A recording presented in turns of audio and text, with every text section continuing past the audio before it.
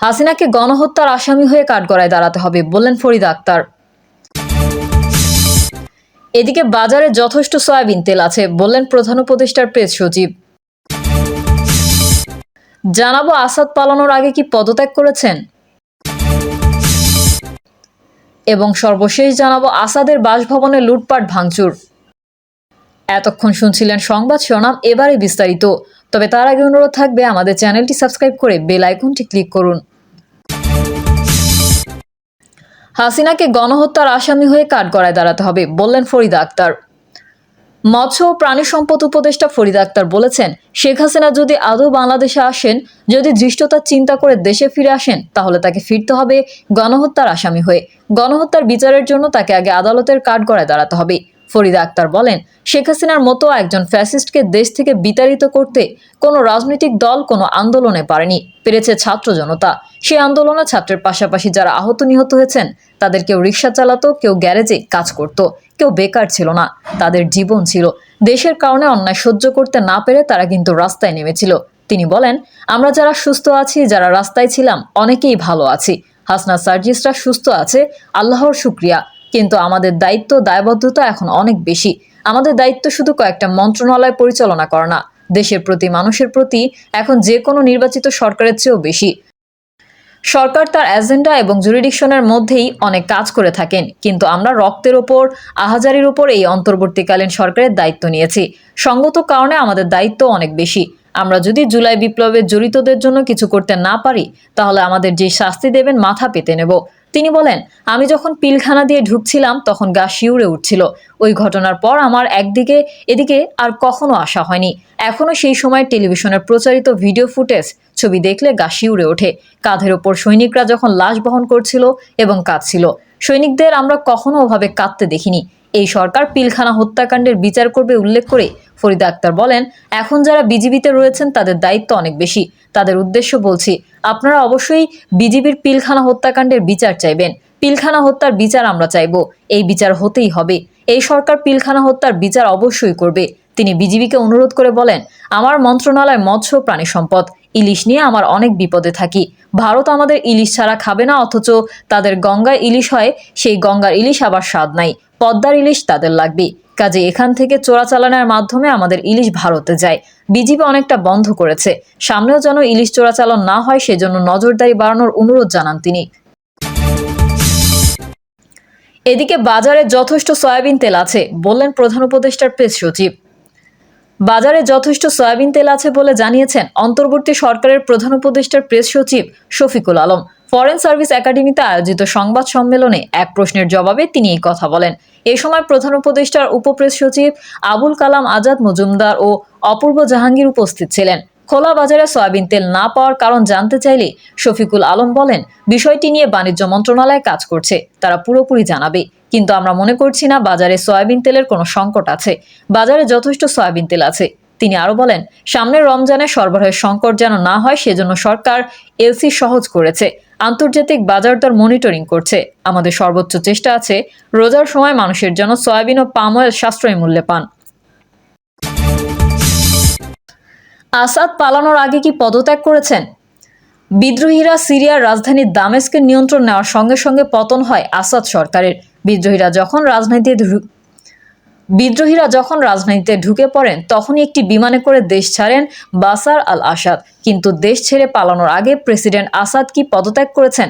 কাউকে কিছু কি বলে গেছেন?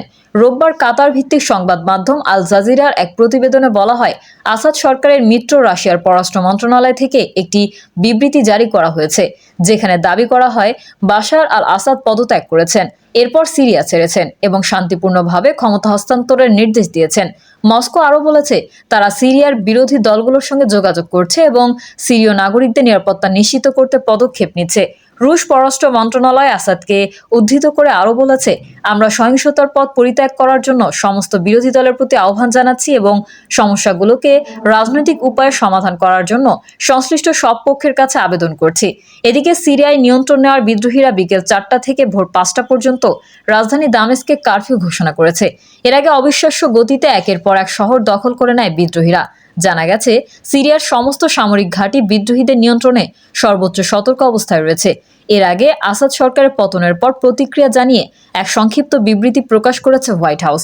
বিবৃতিতে বলা হয়েছে, প্রেসিডেন্ট বাইডেন ও তার দল সিরিয়ার অসাধারণ ঘটনা ঘনিষ্ঠভাবে পর্যবেক্ষণ করছে, পাশাপাশি আঞ্চলিক অংশীদারদের সঙ্গেও অবিচ্ছিন্ন যোগাযোগ রাখছে।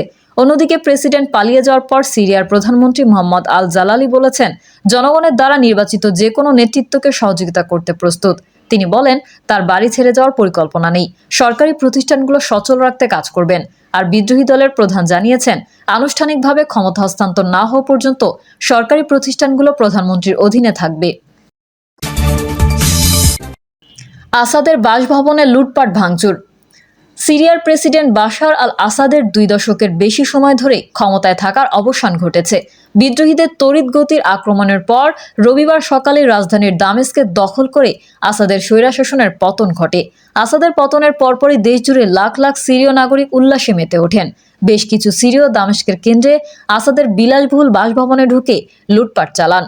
ফরাসি বার্তা সংস্থা এএফপির একজন প্রতিনিধি জানান, দামেস্কের পতনের পরপরই আসাদের বিলাসবহুল বাড়িতে লুটপাট চালিয়েছে কয়েক ডজন সিরীয়। এ সময় বিভিন্ন বয়সী নারী, শিশু এবং পুরুষদের আসাদের বাড়ি ও বিশাল বাগানে ঘুরতে দেখা যায়। যদিও প্রেসিডেন্ট প্রাসাদের কক্ষগুলো একেবারে খালি ছিল, তবুও কিছু আসবাবপত্র মেঝেতে পড়ে থাকতে দেখা যায়। এছাড়া প্রাসাদে সংরক্ষিত আসাদ এবং তার বাবার বেশ কিছু প্রতিকৃতি ভেঙে ফেলা হয়। দামেস্কের বাসিন্দা 44 বছর বয়সী আবু ওমর বলেন, আমি প্রতিশোধ নেওয়ার জন্য এখানে এসেছি। তারা অবিশ্বাস্য উপায়ে আমাদের উপর নিপীড়ন চালিয়েছে। তিনি নিজের মোবাইল ফোনে প্রেসিডেন্ট প্রাসাদে তোলা ছবি দেখিয়ে বলেন, আমি এখানে এসে ছবি তুলছি কারণ আসাদের বাড়ির মাঝখানে এসে অত্যন্ত খুশি। রবিবার সকালে সিরীয় নাগরিকরা ঘুম থেকে উঠে একটি পরিবর্তিত পরিস্থিতি দেখতে পান। একদিনের মধ্যে সিরিয়ায় এসেছে বিশাল পরিবর্তন। মাত্র 11 দিনের তড়িৎগতির বিদ্রোহী অভিযানে আসাদের ক্ষমতা উল্টে যায় এবং সকালের দিকেই ব্যক্তিগত বিমানে করে দেশ ছেড়ে পালিয়ে যান তিনি। তবে তার গন্তব্য এখন পর্যন্ত অজানাই রয়েছে। এদিকে সিরিয়ার একাধিক নিরাপত্তা সূত্রের বরাত দিয়ে ব্রিটিশ বার্তা সংস্থা রয়টার্স জানিয়েছে, সিরিয়ার প্রেসিডেন্ট বাশার আল আসাদ বিমান দুর্ঘটনায় মারা যাওয়ার প্রবল সম্ভাবনা রয়েছে, কারণ তাকে বহনকারী বিমানটি উড্ডয়নের পরপরই উপকূলীয় এলাকায় পৌঁছানোর পর আকস্মিকভাবে ইউ-টার্ন নেয় এবং কিছু মিনিট পর বিমানটি সিরিয়ার আকাশ থেকে উধাও হয়ে যায়। প্রেসিডেন্ট বাশার আল আসাদের বাসভবনটি দামেস্কের আল মালিকি অভিজাত এলাকায় অবস্থিত। 3টি 6তলা ভবন নিয়ে গঠিত এই বাসভবনে সাধারণ নাগরিকদের প্রবেশাধিকার ছিল সীমিত। এএফপির এক সংবাদদাতা জানান, দামেস্কের প্রেসিডেন্ট প্রাসাদে পুড়ে যাওয়া একটি অভ্যর্থনা হলও তিনি দেখেছেন। পতনের আগ পর্যন্ত আসাদের বাসভবন এবং প্রেসিডেন্ট প্রাসাদে সাধারণ নাগরিকদের প্রবেশ কঠোরভাবে নিষিদ্ধ ছিল। এখন আমার একমাত্র উদ্বেগ, আমরা সিরীয় নাগরিক হিসেবে সবাই ঐক্যবদ্ধ হয়ে একসাথেই দেশটি গড়ে তুলব।